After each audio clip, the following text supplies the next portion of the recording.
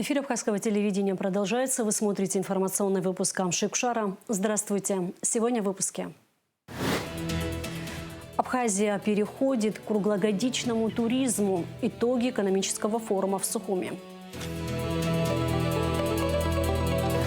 В республиканском наркодиспансере на учете состоят более 3000 человек. О реальной ситуации в стационарах и новых угрозах в нашем материале.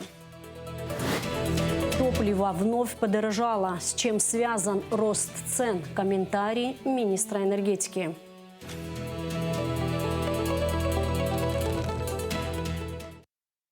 Геннадий Цулая и Ишсоу Доча избраны в парламент Абхазии. Центральная избирательная комиссия зарегистрировала новых депутатов по результатам повторных выборов, которые прошли 18 апреля в Кутовском и Ткорчалском округах.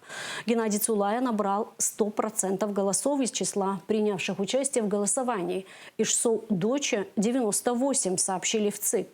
Выборы были назначены в связи с досрочным прекращением полномочий депутатов Вахтанга Гуладзе, убитого во время стрельбы в парламенте в декабре 2024 года, и Германа Кочарава, назначенного главой Ткорчалского района. 2 мая, ко дню рождения героя Абхазии, генерала-лейтенанта Сергея Платоновича Дбар, в Гудауте и Сухуми пройдут торжественные мероприятия. Вице-премьер Джансух Нанба провел заседание Государственной комиссии по подготовке и проведению мероприятий, посвященных 80-летию со дня рождения полководца, где обсуждались организационные вопросы. Комиссия создана распоряжением премьер-министра. В нее входят представители Кабинета министров, Министерства обороны, Министерства культуры, Народного собрания, парламента Абхазии, члены семьи Сергея Дбар. МИД Абхазии внимательно ознакомилась со специальным докладом организации «Дом свободы. Сотрудничество и сопротивление. Отслеживание транснациональных репрессий» в 2025 году. Примечательно, что даже структуры, традиционно демонстрирующие ангажированность в пользу Тбилиси, были вынуждены официально включить Грузию в перечень государств-нарушителей, активно применяющих тактику транснационального подавления. Для абхазской стороны и объективных наблюдателей данные выводы не стали откровением. Речь идет о международном признании системного кризиса, который является закономерным итогом грузинского государственного строительства, десятилетиями базирующего на методах принуждения и насилия, говорится в комментарии внешнеполитического ведомства. Современные технологии преследования оппонентов за рубежом являются лишь новой формой репрессивной политики, остающейся неизменной основой грузинской государственности вне зависимости от смены политических элит в Тбилиси, подчеркивается в документе. Прошедший в республике экономический форум задал новый темп реализации государственных планов. Одно из ключевых направлений – трансформация туристической отрасли. От сезонного отдыха к круглогодичному кластеру. Соглашение с корпорацией «Кавказ РФ», развитие Восточной Абхазии и запуск новых авиамаршрутов. Все это часть единой стратегии. Подробности в репортаже Гугуцы Вардани. Экономический форум в Сухуми стал площадкой, где планы обрели четкие контуры. Главный итог для турсферы – подписание соглашения с госкорпорацией «Кавказ РФ».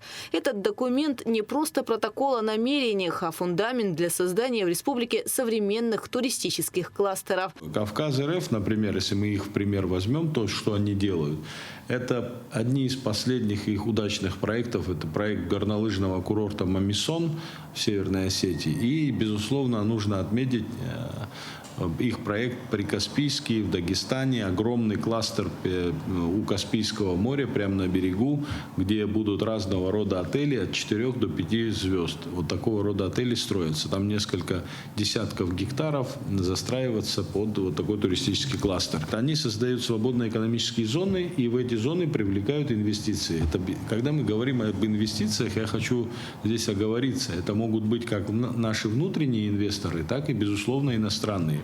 Потому как, мне кажется, когда создается зона, свободная экономическая зона, скажем так, и местному инвестору это тоже интересно, да, прийти, принять участие, освободиться от разного рода налогов, скажем так, на какой-то период и реализовать свой успешный проект. Важнейшим катализатором перемен должен стать аэропорт. С расширением географии полетов и появлением новых маршрутов Абхазия станет доступнее. Однако, чтобы воздушная гавань работала круглый год, необходимо развивать восточную часть республики. Если курорты Гагры и Пицунды исторически тяготеют к аэропорту Адлера, то Восточная Абхазия – это прямой ресурс для загрузки собственного аэровокзала. Потому что так или иначе, знаете, вот тут тоже надо сказать правду. И в советское время, скажем так, курорты Гагры обычно заполнялись через аэропорт Адлера. Если мы говорим про наш аэропорт, значит, нужно развивать и инфраструктуру вокруг аэропорта, вблизи аэропорта. И вообще, в целом, говоря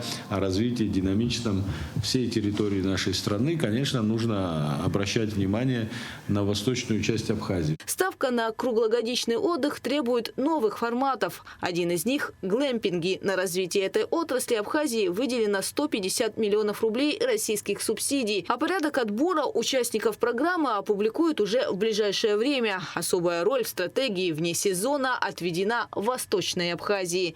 Есть разные мнения в Абхазии по горнолыжному курорту. Вообще есть те, кто не приемлет этот проект в Абхазии, а есть те, которые говорят, что он может быть в другой части страны. Но лично я вижу его, было бы, наверное, хорошо. Это был бы такой драйвер развития всего Востока, если бы он появился в Творчальском районе.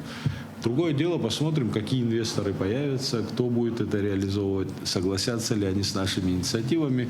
Но, тем не менее, надо сказать, что где бы он ни располагался, это большое преимущество, когда мы будем говорить о круглогодичном туризме в Абхазии. Абхазия обладает большим потенциалом для wellness-индустрии. Вообще по всей республике сосредоточено более 170 термальных источников. Оздоровление в сочетании с событийным туризмом призвано обеспечить приток гостей в республику даже в зимние месяцы. В рамках форума наш президент даже не в одном интервью говорил о влиянии событийного туризма на развитие в целом туристической отрасли и на, скажем так, показатели по привлечению гостей и в межсезонье, и в высокий сезон.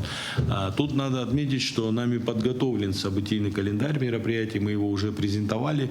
Очень надеюсь, что сейчас, в ближайшее время, начнем много чего из него реализовывать. В момент проведения в Абхазии первого, скажем, мероприятия, это фестиваль «Мандарин» в январе месяце, показатели посещаемости, скажем, Новоафонской пещеры в 2 раза выросли, показатели, скажем, наших, мы же все знаем наш город, набережную, какова торговля в общепите, в заведениях, летний сезон, зимний сезон. Так вот, я вам скажу, что коллеги говорят, что за эти 7 дней у них была выручка аналогичная летнему периоду времени. Однако природные богатства – это лишь половина успеха. Астамур Логуа подчеркивает, в условиях жесткой конкуренции на первый план выходит борьба за гостя через сервис и профессиональное обучение персонала. Мы для этого в прошлом году еще открыли Академию сервиса. Сейчас в рамках форума подписали соглашение с Российским государственным университетом сервиса и туризма. Мы, как и в прошлом году, сейчас начинаем практику приглашения сюда специалистов. И, вы знаете, обучение, но это, надо сказать, не академическое образование, а это прям линейный персонал. Тот, кто на первом этапе встречает гостя в отеле, тот, благодаря кому у человека складывается, скажем так, отношение к тому или иному отелю, к тому или иному, той или иной локации или предприятию. Поэтому это очень важно, как и в прошлом году, в этом году собираемся продолжить. Параллельно усиливается и информационное продвижение. Реклама абхазских локаций уже транслируется на туристическом канале Сочи, а в перспективе Минтуризма планирует запуск собственного телеканала. Мы это делаем лишь для того, чтобы увеличить поток гостей в нашу страну. Да, это, безусловно, наверняка однодневный турист первый раз, но в следующий раз он может выбрать Абхазию как местом отдыха, потому что, находясь на территории Большого Сочи, он может увидеть рекламу об Абхазии и приехать к нам в гости на один, краткосрочный какой-нибудь визит, да, 1-2 дня провести на территории нашей страны. Но когда нам понравилась эта практика, я скажу, что это не такое уж дешевое удовольствие, мы платим за это деньги, у нас есть соглашение, но вот смотрите, например, в Новоафонской пещере проходят концерты классической музыки. Вот мы попробовали, разместив рекламу на этом канале и на всех их ресурсах, билеты были проданы гораздо быстрее, чем это было раньше. Реклама работает, это правильное направление. Теперь мы решили сделать туристический канал Абхазии. У нас номерной фонд с каждым днем растет.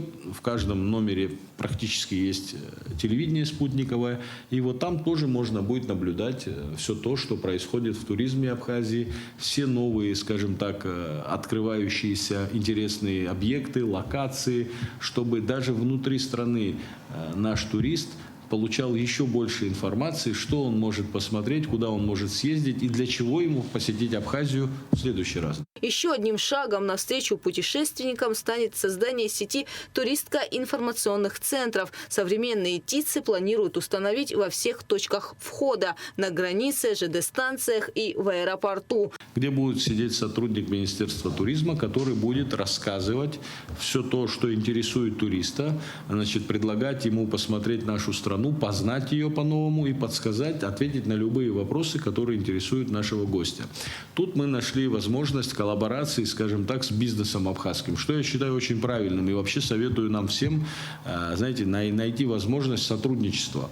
Вот, например, компания «Аквафон», да, одно из предложений, которое было, они нам радушно предложили свой офис на границе, во-первых. А теперь же история с аэропортом еще интереснее. Вот они готовы, например, в те самолеты, которые летят в Абхазию, сразу в самолете положить сим-карту, чтобы гость мог, сразу, не ища места, где может приобрести, прямо в самолете на своем месте получить сим-карту и пользоваться связью с первой секунды пребывания в Абхазию. Таким образом, туристическая отрасль Абхазии стремится к тому, чтобы быть востребованной не 100 дней в году, а все 365. Гугу Савардания, Ахрам Ичба, Абхазское телевидение. Цены на бензин вновь выросли. С чем это связано, в нашей программе прокомментировал министр энергетики Батал Мушба. Данная ситуация является следствием изменения тех закупочных цен, которые формируются на российской бирже. Это связано с ситуацией, которая сегодня происходит на Ближнем Востоке. Это не могло не сказаться на Республике Абхазия и на тех поставках ресурсов, которые сегодня идут в нашу страну. Мы закупаем в России этот ресурс, и Республика Абхазия также является зарубежной поставкой для российского рынка. Поэтому те цены, которые формируются на поставку нефтепродуктов, они формируются в рамках международных контрактов.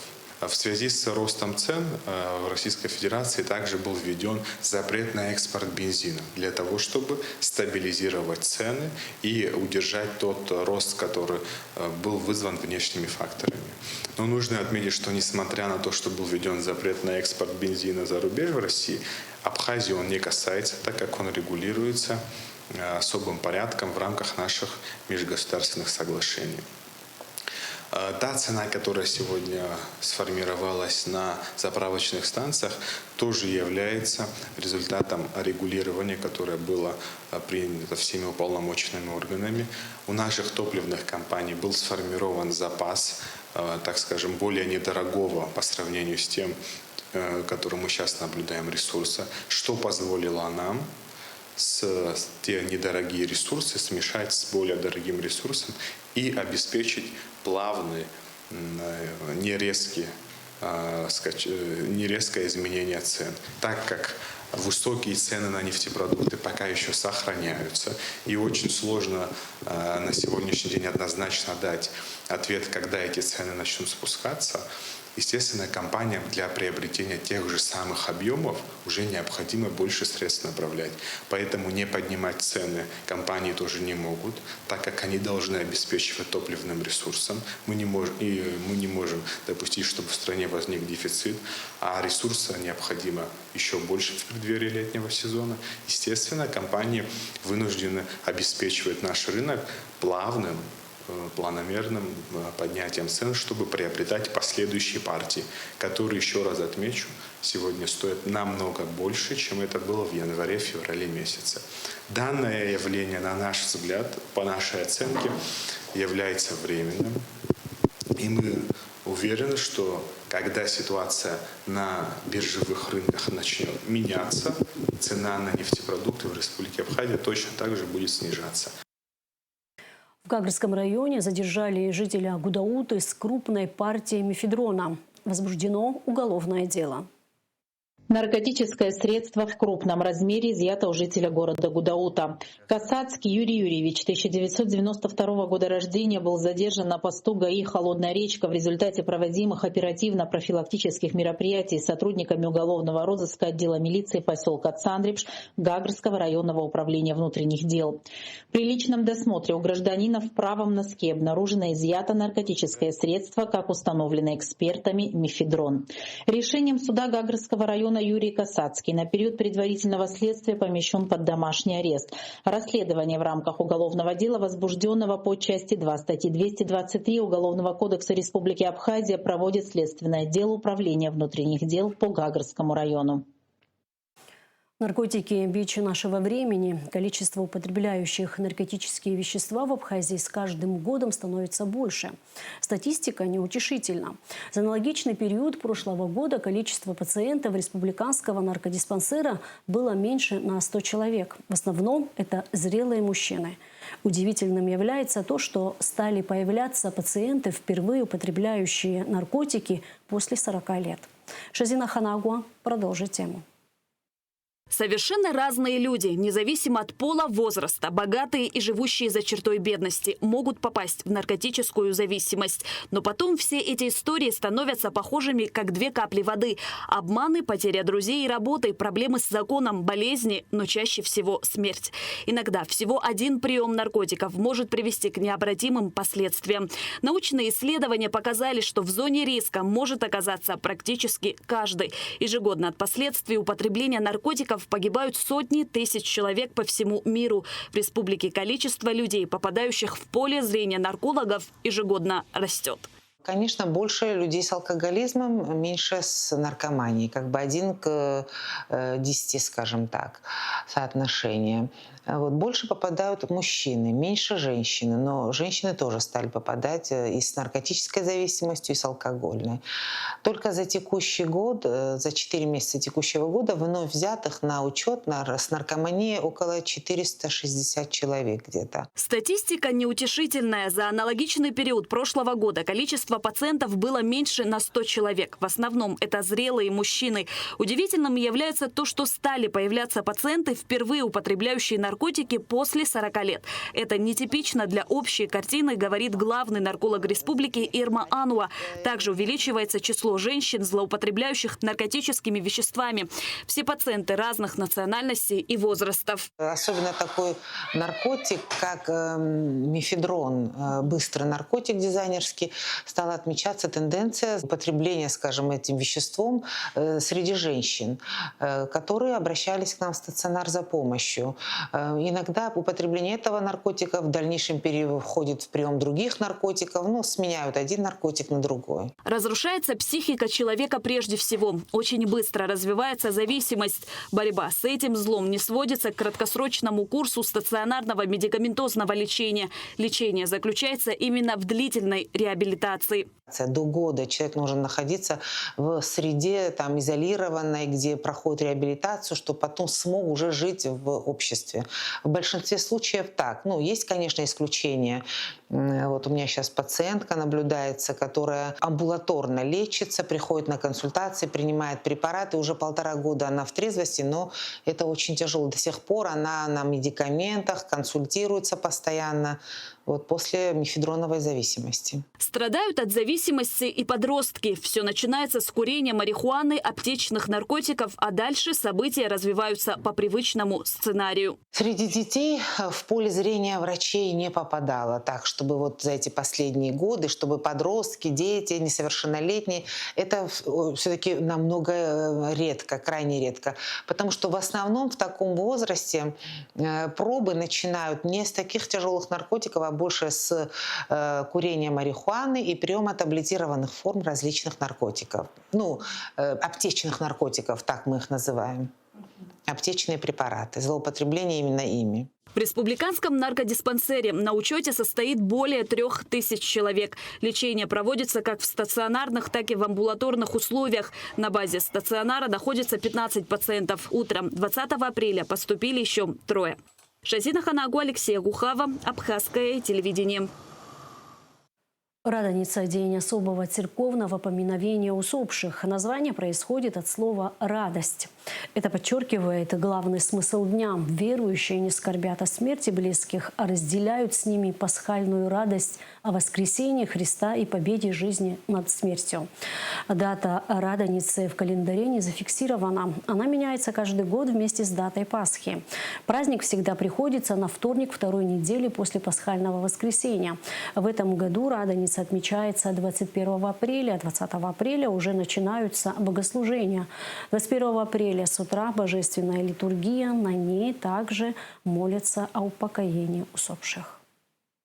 Конечно, праздник Радоница и другие праздники заупокойные были специально установлены Святой Церковью, чтобы мы должны и обязаны поминать наших усопших, наших родителей. Поэтому назначены родительские праздники о упокоении, родительская суббота и другие дни.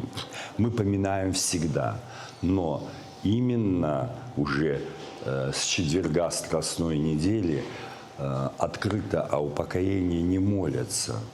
Конечно же, священники совершают на проскомидии, вытаскивают частицы с просфорки и молятся о упокоении души, что наши усопшие не остаются никогда без молитвы. Но с четверга уже молитвы о упокоении вслух не читаются до Радоницы. Конечно же, есть и такие традиции, которые нужно изживать. Особенно вот это и завтраки на могиле. К сожалению, это не приносит никакой пользы. Особенно часто принято лить алкоголь на могилку и устраивать там какие-то обеды. И это совершенно не нужно делать. Но мы можем помочь людям. Милосердие, доброта очень помогает людям, усопшим нашим отцам и братьям. Кротость, милосердие, доброта. И поэтому мы можем кормить бедных людей, принести еду в дом престарелых, в детский дом, тем людям, кто нуждается, именно нуждается. А сейчас расскажем о погоде в ближайшие сутки. 21 апреля в Абхазии ожидается переменная облачность без осадков. Ночью и утром местами возможен туман. Температура воздуха ночью плюс 4,9, днем плюс 13-18 градусов. Температура морской воды плюс 11.